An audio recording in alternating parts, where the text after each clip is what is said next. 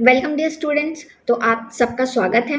और आज का जो टॉपिक है वो ये है कि टॉपर जैसी कॉपी कैसे लिखें।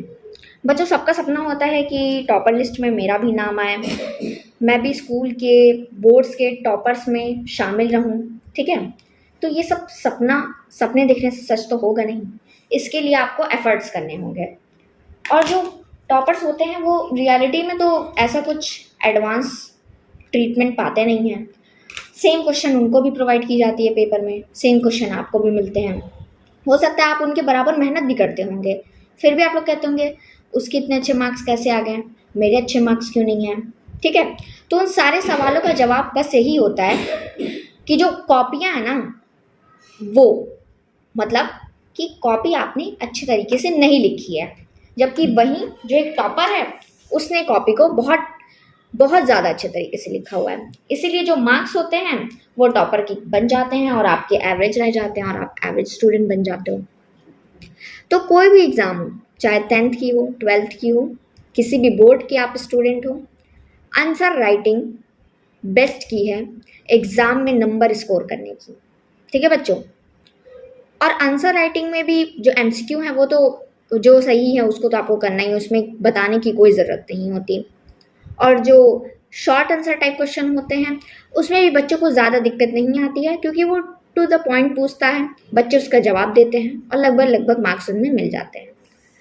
मामला वहाँ फंसता है जब कोई क्वेश्चन लॉन्ग आंसर मांगे, क्योंकि बच्चे तब वहाँ पे ये कंफ्यूज हो जाते हैं कि ये तो लॉन्ग आंसर है, इसमें क्वेश्चन में आंसर को कैसे लिखना है, कितना लिखना है, क्या क्या लिखना है कि मार्क्स इसमें ज़्यादा मिले। ये क्वेश्चन 5 नंबर के भी हो सकते हैं, 4 नंबर के भी हो सकते हैं, 7 नंबर के भी हो सकते हैं।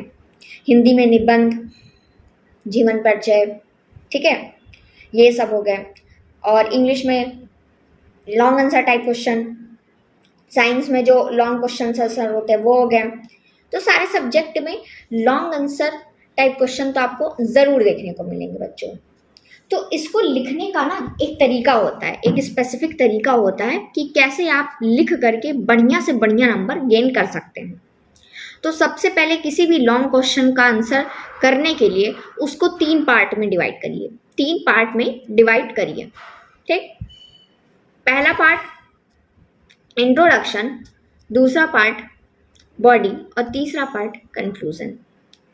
इंट्रोडक्शन बेसिकली अगर मैं आपको एक एग्जांपल दूं, मान लीजिए आपके साइंस के जो होता नहीं है खंड का बायोलॉजी, उसमें पूछ लिया गया कि मानव के पाचन तंत्र का व्याख्या कीजिए चित्र के साथ। तो सबसे पहले आपको नहीं कि ऐसे लिख देना रैंडमली कि पाचन तंत्र में ये भाग होते हैं, ठीक है, यहाँ इसका पाचन होता है, वहाँ ये मुख से शुरू होता है, ये ऐसे नहीं लिखना है। सबसे पहले उसका इंट्रोडक्शन लिखना है आपको। ठीक है बच्चों, इंट्रोडक्शन, आप किसके बारे में बताने जा रहे हैं, क्वेश्चन पूछा किस टॉपिक के बारे में है, आपको वो चीज़ इस पार्ट में कवर करनी होती है, इंट्रोडक्शन। ये बेसिकली एक पैराग्राफ का आप बना सकते हैं। ठीक है, ज़्यादा खींचने की ज़रूरत नहीं होती है इसको। इंट्रोडक्शन आप जितना अच्छे तरीके से लिख देंगे उतनी अच्छी बात होगी। ठीक, अब आता है बॉडी। बॉडी में हम क्या लिखते हैं, जो मेन क्वेश्चन में डिमांड की गई है जिस आंसर की। ठीक है, जैसे पाचन तंत्र का सचित्र वर्णन, तो पाचन तंत्र कहाँ शुरू होता है, मुख से शुरू होता है। ठीक है, फिर आहार नाल होती है, फिर आमाशय, फिर ऐसे बढ़ते बढ़ते बढ़ते बढ़ते वो पूरा मतलब एक एक चीज़ डिफाइन करना होता है। तो बॉडी में आपको वो पूरा लिखना है जिसके बारे में पूछा गया है। और हाँ, अगर डायग्राम की रिक्वायरमेंट क्वेश्चन में पहले से की गई है कि सचित्र वर्णन कीजिए, तब तो आपको बनाना ही पड़ेगा चित्र या फिगर या डायग्राम। लेकिन अगर नहीं बोला गया है ना, तो भी आप ज़रूर कोशिश करिए कि डायग्राम के द्वारा उसको समझा सके। ठीक है, और डायग्राम बनाने के आपके कई बेनिफिट होते हैं।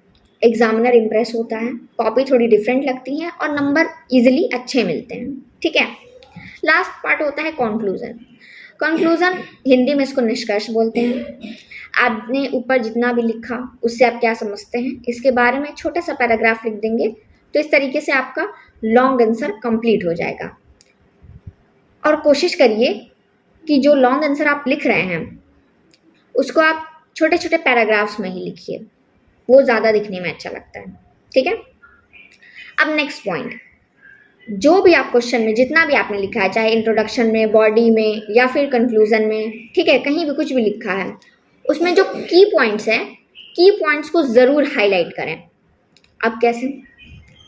की पॉइंट्स को हाईलाइट करने का मतलब ये हुआ कि आपने जो भी आप क्वेश्चन का आंसर लिख रहे हैं, उसमें जो आपको लग रहा है कि ये चीज़ बताना थोड़ा ज़रूरी है, ये चीज़ एग्जामिनर को दिखनी चाहिए, तो उसको आप थोड़ा हाईलाइट कर दीजिए। हाईलाइट करने के लिए ज़्यादा कुछ नहीं तामझाम करना है, एक नॉर्मल ब्लैक स्केच से भी आप ऐसे अंडरलाइन कर सकते हैं, नॉर्मल अंडरलाइन, या फिर आप ऐसा हाइलाइटर का भी यूज़ कर सकते हैं, ठीक है। दोनों ही परफेक्ट होती हैं एग्जामिनेशन पर्पज से। तो आपको की पॉइंट्स को ना ज़रूर हाईलाइट करना है। जैसे आप जीवन परिचय में लिखते हैं ना कि इनका जन्म यहाँ हुआ था, ठीक है, यहाँ हुआ था, इनको इस जगह पे साहित्य पुरस्कार मिला या ये पुरस्कार मिला, तो जो वो चीज़ है सन उन है उसको आप हाईलाइट कर सकते हैं, ठीक है। ये सब चीज़ें हो गई। या साइंस में आप कुछ लिख रहे हैं तो अगर आप कोई एग्जाम्पल दे रहे हैं तो उसमें आप हाईलाइट कर दीजिए, ठीक है। ये होते हैं की पॉइंट्स वगैरह। या फिर अगर आप फिजिक्स वगैरह लिख रहे हैं, फॉर्मूला लिख रहे हैं, तो उसको बॉक्सिंग उसकी कर दीजिए, उसको भी अंडरलाइन कर दीजिए, ठीक। तो इससे चीज़ें और ज़्यादा अच्छी लगती हैं। केमिस्ट्री लिख रहे हैं, उसमें कोई केमिकल फार्मूला दे रहे हैं आप, तो उसको भी आप अंडरलाइन कर सकते हैं ब्लैक स्केच से। इससे चीज़ें ना ज़्यादा क्लियर लगती हैं एग्जामिनर को और वो अच्छे से मार्क्स आपको प्रोवाइड कर देता है, ठीक। नेक्स्ट पॉइंट क्या है कि अगर उत्तर में भाग के उपभाग हो तो फ्लो चार्ट की सहायता से एक्सप्लेन करें। जैसे कि अब मान लीजिए आपने कोई क्वेश्चन उठाया, उस क्वेश्चन में पार्ट्स हैं और उस पार्ट्स के भी सब पार्ट्स हैं, वो फर्दर डिवाइड हो रहा है, आगे और डिवाइड हो रहा है, तो बहुत ज़्यादा उसमें इधर उधर करने से एग्जामिनर कंफ्यूज हो सकता है। तो उसका एक चार्ट बना लीजिए, ठीक है। ये ऐसे टाइटल, ये यहाँ ऐसे डिवाइड हुआ, ठीक है, और ये अगेन जा करके ऐसे ऐसे डिवाइड होता गया, ठीक है, मतलब ब्लॉक चेन जैसा, ठीक। जैसे बायोलॉजी में आप लोग पढ़ते हैं ना फूड चेन, तो फूड चेन को कैसे रिप्रेजेंट करते हैं? एरो के माध्यम से, उसी तरीके से फ्लो चार्ट वगैरह के माध्यम से। या कंप्यूटर आप पढ़ते होंगे तो आप लोग जानते होंगे फ्लो चार्टिंग क्या होती है, एल्गोरिदम वगैरह क्या होता है, तो वही चीज़ है। अगर उत्तर में भाग के उपभाग हों तो फ्लो चार्ट की सहायता से एक्सप्लेन करें, ठीक है बच्चों। ये बहुत ज़्यादा इंपॉर्टेंट होता है। इन सब चीज़ों से एग्जामिनर इम्प्रेस होता है और आपको अच्छे मार्क्स वो देता है। ये सारी जितनी भी मैं चीज़ें बता रही हूँ वो आपके अपकमिंग बोर्ड एग्जाम के साथ साथ आने वाले जितने भी एग्जाम होंगे सबके लिए हेल्पफुल होंगे, ठीक है बच्चे। आगे बढ़ते हैं।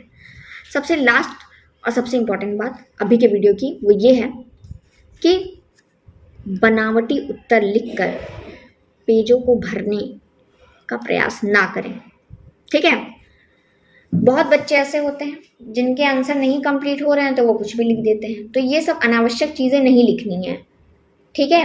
अब कॉपियाँ बहुत ही स्ट्रिक्टली साइन होती हैं, तो अनावश्यक चीज़ों को भर के कॉपी में लिखने से कोई फ़ायदा नहीं होगा, उल्टा जो मार्क्स आपको मिल रहे हैं वो भी कट सकते हैं। तो इस चीज़ का विशेष ध्यान दें। और ऊपर मैंने जितने भी पॉइंट्स बताए हैं, हाईलाइटिंग के रूल्स बताए हैं, वो क्वेश्चन को डिवाइड करने के पॉइंट्स बताए हैं, उन सबको दिमाग में ज़रूर रखें।